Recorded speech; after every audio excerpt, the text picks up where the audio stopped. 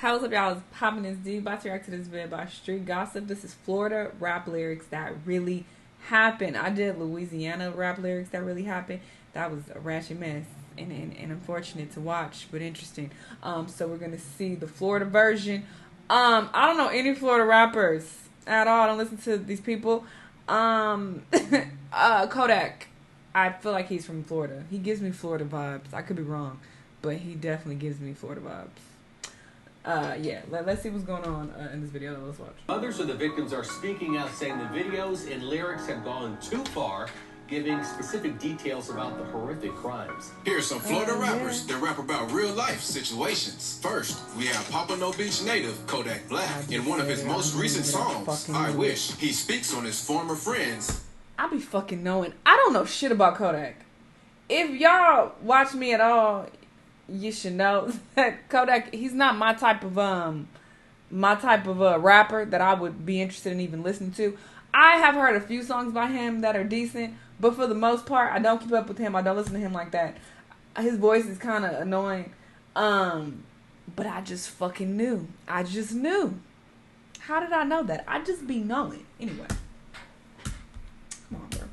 Wiz the Wizard's death. He says, I hate that I fell out with Wiz. You did what you did, so I did what I did. Wiz and Kodak were seen together at shows, doing music videos, and just hanging out. Everything was good until the summer of 2021. Around this time, Kodak and Wiz started to go back and forth on Twitter, starting with a post from Wiz saying, I'll be the rap is following with another tweet saying, all these good at is going on live capping. Get your ass in the field and get active. A few hours later, Kodak made a tweet saying, be acting like killers. That should be killing me, which is actually one of Wiz's lyrics from the song that they have together, Righteous Reapers. Wiz replied to the tweet laughing, saying, on God. And although the messages exchanged between the two are very subliminal, you could still tell that something was going on behind the scenes. While all of this internet jabbing was going on, Kodak was beefing with two of his other close friends at the time as well, Wham Spin the Ben and Jack Boy. So at this point, it's starting to seem like he might be the problem. On September 17th, 2021, Wiz's body was found in the neighborhood that he grew up in,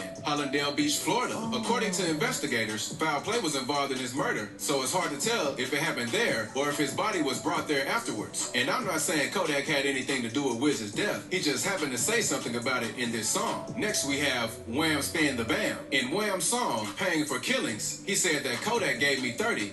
I'll blow that in sacks. I'm finna sign for them M's. I ain't even tripping. You can get that back. By now, Kodak is notorious for messing up his deals with his artists. First, Jack Boy wanted out, then Wiz, now Wham. And it seems like now that these guys are trying to leave Kodak's wing and flourish on their own, he isn't too happy about it. Wham explains how Kodak only signed him for 30 grand, but now that he has some fame to his name, he wants more. And just like Kodak does with all his other rappers, he requested Wham to pay him back everything, which in this case would be $30,000. I still love the music Kodak, Wham, and Jack Boy makes, so I can't pick any sides in this drama. Let's just hope that they work everything out. Next, we have a rapper from Jacksonville, K-So. K-So is good friends with Young and Ace, one of Fulio's main ops. Despite all of these guys being from the same exact area, they still hate each other's guts. In K-So's song, K-So B, he says, Bibby had a closed casket. I ain't surprised. He is referring to Fulio's friend, Bibby. Around 3 p.m. on February 26, 2019, after reports of gunshots, Bibby was found dead in the Hilltop Village apartments, and I'm assuming the wounds were so bad that he had to have a closed casket. K-So was also arrested and charged with a murder later on that month. Fast forward 3 years later today, K-So is behind bars for 2 more murder charges, and his own father is even testifying against him. More breaking news this afternoon. The father of Jacksonville rapper K-So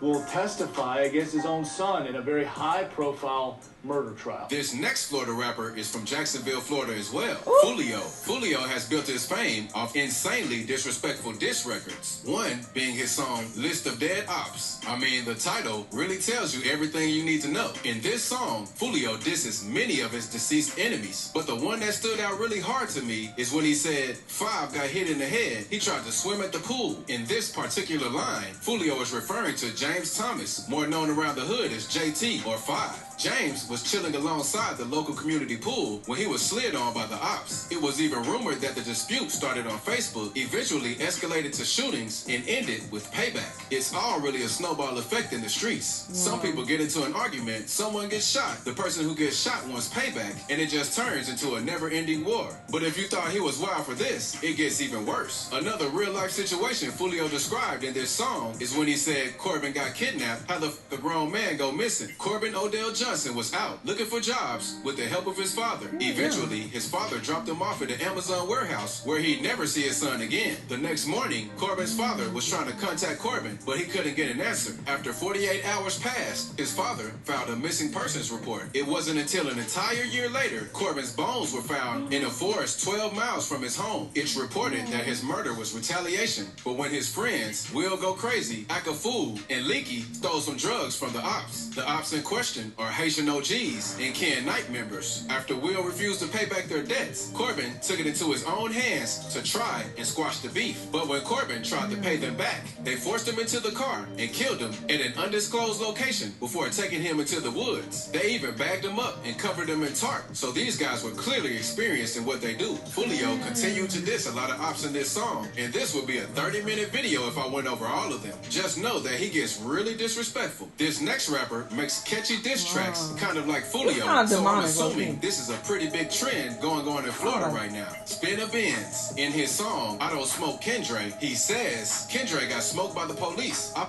with Jit, so I'm gonna leave him out of the wood and smoke Pete. He was referring to two of his former ops, Kendra Austin and Antoine Williams, who goes by the name 35, Lil Petey, or Pete. Kendra was shot and killed by the police while fleeing a stolen vehicle. Kendra wasn't on his best behavior, you could say, because before stealing this car, he already had a record that included burglary, grand theft, resisting an officer without violence, and criminal mischief. After he stole the car, police blocked him in with their vehicles, but Kendra wasn't going out that easy. He rammed the stolen vehicle into the other cop cars and drove away before crashing into a dirt road not too far off from the police officers. Kendra and the passenger jumped out of the vehicle with guns in their hands, but the passenger dropped his and ran away in another direction. Kendra, on the other hand, never dropped his gun. He ran in the opposite direction of the passenger, and the officer fired 2 shots in his direction after he noticed he was still armed. Kendra then crouched down and faced towards the officer, almost as if he was planning to shoot back. That's when the officer fired 2 more shots, hitting him. He later died in the hospital. But Spinner Benz knew and kind of respected Kendra, so he goes light on dissing him. But on the other hand, he shows no remorse for Pete. Antoine Williams, or Pete, was an 18-year-old football player that, from what I've read, had great energy and big dreams. Antoine was killed on Sunday, May 3rd, 2020, in a drive-by shooting. He and 3 other guys were chilling together when a white sedan pulled up and sprayed the block down, leaving Antoine critically wounded and the other 3 with non-life-threatening injuries. Reports from the Jacksonville Sheriff's Office even say that there were over 50 shots fired from automatic weapons. Antoine's coach spoke out and said that if this virus breakout wasn't going on, Antoine would have been in football practice and this situation probably wouldn't have happened. Saying that football would have started last week, would have had that first day last week, would have had that interaction. Not saying that could have changed any of the results. What I'm saying is that they would have had some place to be. But similar to Fulio, Spinner Benz names many ops in this song. Another one being Javante Robinson, or Vontae. In this line, he mentions him, saying, Vontae got pushed out the car, so he rolled easy. On June 25th, 2014, Vontae was found dead on the side of the road. It was alleged that he was involved in a drive-by shooting, and when he was shot, the other person in the vehicle pushed his unresponsive body out of the car while it was still moving, causing him to roll down the street for a short period of time. He also dissed Fulio in the very next line, saying, this mama got shot and he's still tweaking. This got shot, cause I know she leaving. They shot that whole finger off. She couldn't even tweet it. Fulio's mother was shot in her house and his girlfriend was shot multiple times while sitting in her car. She was hit in multiple places, 1 bullet grazing her head. She even talked about it briefly on her YouTube. And if you like this video, check this one out too. Girl, it's time to get on. That's why I would never date a drug dealer again.